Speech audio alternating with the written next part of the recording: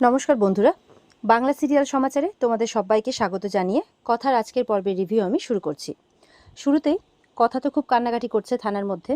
ও এতদিন ভাবতো যে ওর বাবা হয়তো শুধুমাত্র ওকে মারার পেছনে পড়ে আছে নিজের স্বার্থে, কিন্তু এখন জানতে পারছে যে ওর বাবাও জৈবিক যুদ্ধের সাথে জড়িত, মানে সাধারণ মানুষদেরও মারতে চাইছে। ওই জন্য কথা প্রচণ্ড ভেঙে পড়েছে, খুব হাওয়া করে কাঁদছে। তখন তাকে একটা চেয়ারের মধ্যে বসানো হয়, আর অগ্নি আর বাকিরা সমানে তাকে সামলে যাচ্ছে আর বলছে যে মনকে শক্ত কর। ঠিক সেই সময় কিন্তু অগ্নির কাছে একটা ফোন আসে। জানতে পারে যে হোটেল থেকে বাসু গুরুজি পালিয়ে গেছে, আর এমনকি তার যে লাগেজ ছিল সেই লাগেজগুলো অন্য কারো মাধ্যম দিয়ে নিয়ে চলে গেছে। তো অগ্নি তো মানে হোটেল কর্তৃপক্ষের উপর খুব রেগে যায়, চিৎকার করে যে আপনারা কেমন আপনাদের কাজকর্ম করছেন, আপনাদের চোখের সামনে থেকে কিভাবে আপনাদের মানে উইদাউট পারমিশন নিয়ে চলে যায়, এইভাবে বলছে, দিয়ে ফোনটা কেটে দেয়। তখন কথা জিজ্ঞাসা করছে যে কি হয়েছে। তখন অগ্নি পুরো ব্যাপারটা বললে তখন অগ্নি বলছে এবার কি করে ট্রেস করবো আমরা তো আর জানতেই পারবো না, কি করে খুঁজে পাবো বাসু গুরুজিকে। তখন কথা বলে যে আমরা পাবো খুঁজে, আমি অলরেডি একটা কাজ করে এসেছি। তো সেটা কি জিজ্ঞাসা করলে কথা বলছে যে সে অলরেডি একটা ছোট ফোন মানে সেই ব্যাগের মধ্যে লুকিয়ে দিয়ে এসছে, সেই ফোনটা সাইলেন্ট করে। তো কথার এই বুদ্ধি শুনে তো সবাই খুব খুশি হয়, যাক এবার খুঁজে পাওয়া যাবে। এবার ওরা শুরু করে দেয় ট্রেস করতে। এবার ট্রেস করতে গিয়েও এবার ইন্সপেক্টর বিনায়ক বলছে, মানে অফিসার বিনায়ক, যে কিন্তু আমরা কতক্ষণই বা ট্রেস করব, আমরা তো বেশিক্ষণ ট্রেস করতে পারবো না, একবার ফোনের ব্যাটারি শেষ হয়ে গেলে তো আর করা যাবে না। তখন কথা বলছে ব্যাটারি শেষ হবে না স্যার। তখন ছোটকা বলছে তার মানে তুমি ব্যাটারি সেভার মোডটা অন করে রেখেছো? বলে হ্যাঁ। তখন তো অগ্নি খুব খুশি হয়ে যায়, ব্রিলিয়ান্ট কথা, ব্রিলিয়ান্ট, খুব ভালো কাজ করছিস তুই, এইভাবেই মনের জোর রেখে কাজ করে যা। বিনায়ক স্যারও কিন্তু খুব খুশি হয়ে যান যে এর আগে কথার বুদ্ধির জেরেই আমরা কিন্তু ওই পার থেকে সমস্ত গুন্ডাদের ধরতে পেরেছিলাম, আর এইবারও কথার বুদ্ধির জেরেই আমরা কিন্তু বাসু গুরুজি অবধিও পৌঁছতে পারবো। কথার মতো একজন মানে মানুষ আমাদের টিমে থাকলে সত্যি আমাদের গর্ব, এইভাবে বলছে আর কি। তারপর তারা ট্রেস করতে শুরু করে দেয়, আর বাসু গুরুজির গাড়িটা ঠিক কোথা দিয়ে যাচ্ছে সেটা তারা কিন্তু প্রত্যেকে লক্ষ্য করছে। দেখা যাচ্ছে বাসু গুরুজি অন্যান্য দিকে চলে যাচ্ছে গাড়ি নিয়ে, আর বলছে ধরা পড়া যাবে না, আমি যতই দাদার নামটা ইউজ করি না কেন, দাদার মতো পরিণতি যাতে আমার না হয়। আর আমি তো পিছোতেও পারবো না, নাহলে রেচা জানাব আমাকে মেরে ফেলবে, আর অতগুলো টাকাও হাতছাড়া হয়ে যাবে, সেটা কিছুতেই করতে দেওয়া যাবে না, না না, আমার ধরা পড়া যাবে না। এইভাবে পালিয়ে যাচ্ছে গাড়ি নিয়ে। জুনি বলছে যে তাহলে প্রত্যয় দেখে খবর করে দিই, তাহলে আশেপাশের থানাগুলোকে অ্যালার্ট করে দেবে। কথা বলছে না, আগেই বলা যাবে না, না হলে উনি সাবধান হয়ে যাবেন, তাই আমাদেরকে আরেকটু অপেক্ষা করতে হবে ধৈর্য ধরে। এবার বাসু গুরুজি রুমাল খুঁজছে। তো বাসু গুরুজির এবার কিন্তু রুমালের প্রয়োজন। তো এবার ব্যাগটা খুলে রুমালটা বের করছে। তো ব্যাগটা পেছন দিকে রাখা আছে, ওইভাবেই হাত ভরে কিন্তু রুমালটা বের করার চেষ্টা করছে, কিন্তু এমনই একটা চেন খুলে ফেলে যেই চেনটার মধ্যে কিন্তু ফোনটা আছে, আর রুমালের পরিবর্তে ফোনটাই হাতের মধ্যে পেয়ে যায়।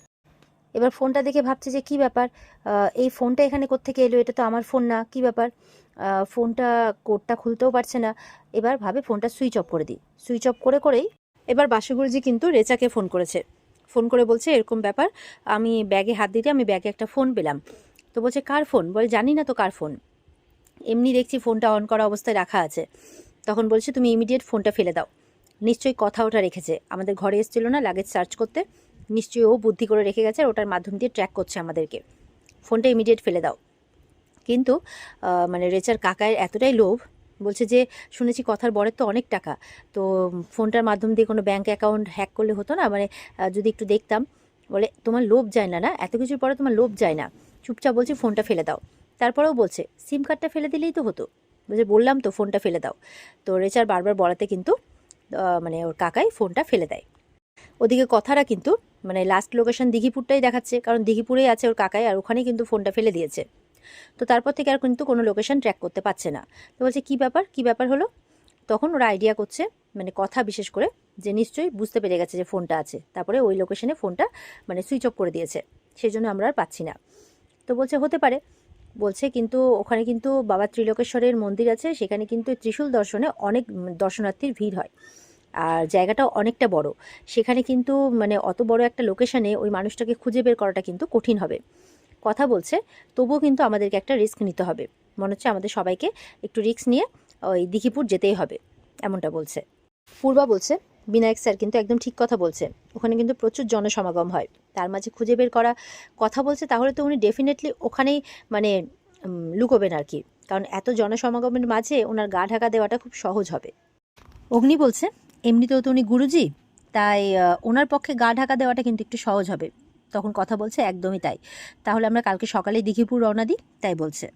তো এবার কথাদের ফাইনাল হয়ে যায় যে ওরা সকালবেলাতেই দিঘিপুরের উদ্দেশ্যে বেরোবে।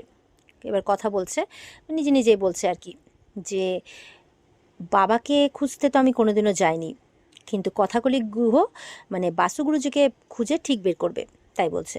এরপরে তারা বেরিয়ে যায়। ওদিকে দেখা যাচ্ছে বাসু গুরুজি কিন্তু একটা হোটেলে পৌঁছে গেছে। পৌঁছে আবারও রেচাকে ফোন করেছে। রেচা বলছে, আবার কেন ফোন করেছো? বলছে, দেখ আমি তো এখানে পৌঁছে গেছি, কটা দিন তো এখানে থাকতে হবে, তো টাকা পয়সা তো হাতে সেরকম নেই। বলে, কি বলছো? এই তো তোমাকে টাকা দিয়ে আসলাম আমি। আর এত টাকা টাকা করো না, কাজ শেষ হলে টাকা ঠিক পেয়ে যাবে, এত টাকা আমি কোত্থেকে পাবো? আশ্চর্য তো। তখন বলছে, দেখ বুঝতেই তো পারছিস, তোকে বললাম সেটা তো খুব সামান্য ছিল না, তো আসতে যেতেও তো একটা খরচা হয় বল। আর এখন তো আমার কাছে একদমই টাকা নেই, আর তুই যদি আমাকে টাকা না দিস তাহলে বাধ্যতামূলক আমাকে কিন্তু সারেন্ডার করতে হবে, কমসে কম ওখানে জেলের ভাতটা তো খেতে পাবো, তাই বলছে। তখন রেচা বলছে, তুমি একদম সারেন্ডার করবে না, আমি দেখছি। এক্ষুনি তোমার কাছে আমার একজন লোক যাবে, যেই ড্রেসটা দেবে সেটা পরে নেবে, আর যা করতে বলবে সেটাই করবে, আর আমি দেখছি টাকা পাঠানোর ব্যবস্থা করছি, তাই বলছে। কিছুক্ষণের মধ্যেই কিন্তু একজন লোক তার কাছে পৌঁছে যায়। যে বলছে, বাবা এত তাড়াতাড়ি সার্ভিস? তখন দেখছে যা কস্টিউম পাঠিয়েছে দেখে মনে হচ্ছে ওনাকে মির্চি বাবা সেজে থাকতে হবে। তখন বলছে, ও বাবা, এর আগে পাওনাদারদের হাত থেকে বাঁচতে কত এরকম সেজে থেকেছি, ঠিক আছে কোনো ব্যাপার না, তাই থাকবো, তাই বলছে। কথা কিন্তু লাগেজ প্যাক করছে। তখন অগ্নি এসে বলছে যে, আমি বুঝতে পারছি যে তোর জন্য এটা করাটা কতটা কষ্টকর, হাজার হোক তোর বাবা বলে কথা। তখন বলছে যে উনি বাবা নন, উনি অপরাধী, যিনি পালিয়ে বেড়াচ্ছেন, আর সমাজের মানুষের ক্ষতি হচ্ছে তাতে। কথা বলছে যে ওই মানুষটার প্রতি আমার কোনো মায়া নেই, শুধু আছে ঘৃণা আর ভাগ্যের উপরে ক্ষোভ। তখন অগ্নি বলছে, দেখ ভাগ্যের উপরে কোনো ক্ষোভ রাখিস না। কথা বলছে, মানে এই মানুষটা আমার ভাবলেও কেমন লাগে যে আমার মা আর আমার জীবনের সাথে জড়িত। অগ্নি বলছে, দেখ ভাগ্যের উপরে ক্ষোভ রাখিস না, কারণ তোর ভাগ্যের সাথে তো আমিও জড়িত। মানে অগ্নি একটা মজা করছে আর কি, যাতে কথার মনটা একটু হালকা হয়। অগ্নি হাসছে, বলছে, কিছু মনে করিস না, আমি জাস্ট এমনি বললাম। তখন কথাও হাসছে, বলে, কি বলুন তো, সত্যি ভাগ্য করে তো আমি আপনাকেও পেয়েছি, তাই আমাকে ধন্যবাদ জানাতে হয়। আর তাছাড়া এরকম কঠিন পরীক্ষার উপর দিয়ে তো আমি বারবার গেছি। অগ্নি বলছে, হ্যাঁ তার কারণ হচ্ছে তুই মানে অনেক শক্ত মনের দিক দিয়ে। আর তুই তো বলতিস ভগবান তারই পরীক্ষা নেয়, যে অনেক শক্ত, যে অনেক মজবুত, ভগবান বারবার করে তারই কঠিন পরীক্ষা নেয়। সব কথার মাঝে কথা শুধু একটাই কথা বলছে, যখন সব কিছু হয়ে যাবে, যখন বাসু গুরুজি ধরা পড়বে, তখন আমি দুর্বল হয়ে যাব না তো? অগ্নি তখন কথার হাত ধরে বলছে, দুর্বল হয়ে পড়লেও যখন কেউ তোর পাশে থাকবে না, তখন আমি তোর পাশে থাকবো।